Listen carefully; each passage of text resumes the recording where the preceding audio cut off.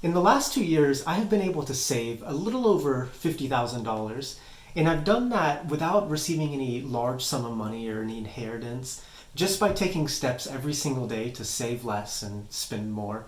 So in this video, I want to share 10 different money saving tips that have allowed me to go from $0 to $50,000 in a period of 2 years. Tip number one is to change how you view savings.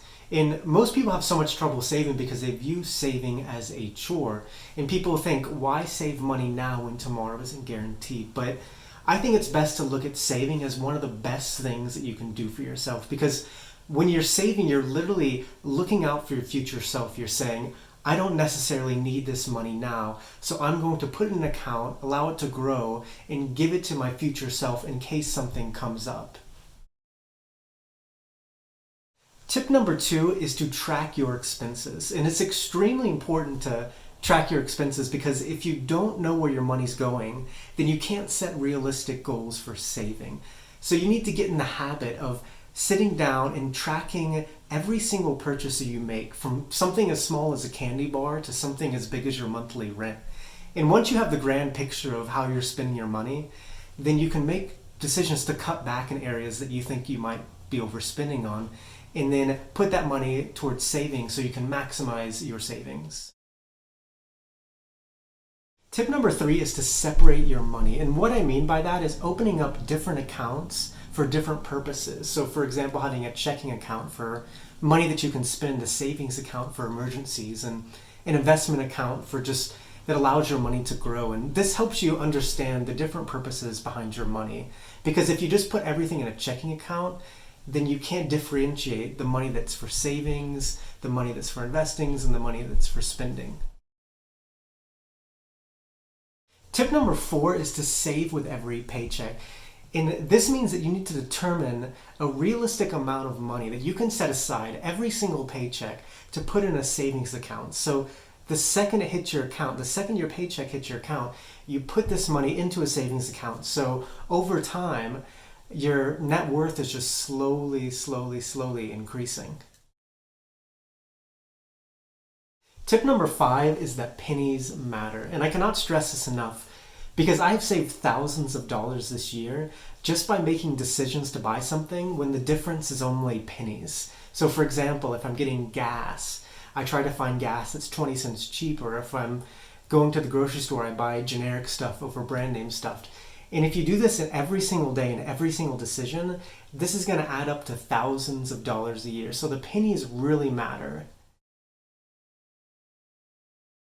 Tip number six is to pay for the prevention, not the cure.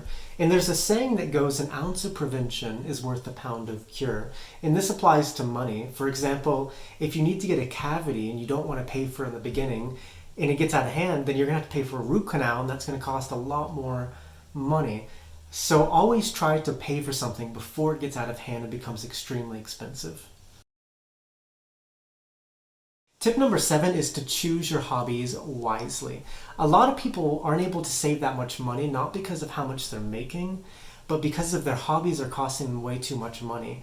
So it's better to choose cheaper hobbies like hiking and camping that you won't spend that much money on over hobbies like going to the club or going to restaurants, because you're going to save so much money, you can devote that money more towards your savings.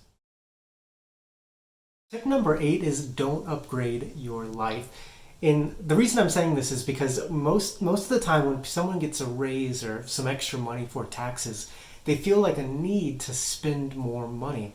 But in reality, what you should be doing is you should be taking that extra money, that raise or whatever it is, and devoting it more to savings. There's nothing wrong about upgrading your life, but the more you make, the more you should be saving. Tip number nine is that things don't buy happiness. In the United States, we have this common belief that if you buy something that's going to make you happier, whether it's a bigger house or a nicer car, but in reality, what's going to make you happy is experience and relationships. So don't feel the need to spend a lot of money to buy things to make you happier. What you should be doing instead is you should be saving that money, because that's going to grant you more security to live your life, which is going to equal happiness. And tip number 10 is to treat your body as an investment.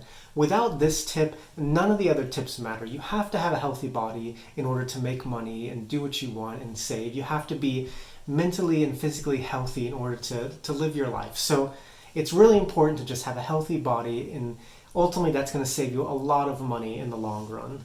And those are my 10 tips that helped me go from $0 to $50,000 in 2 short years. And the last thing I wanted to mention is that although I have this good amount of money, this $50,000, this does not make me any happier than if I had $0. The purpose of saving and the purpose of money is just to grant you more freedom and security in life, to do what you want.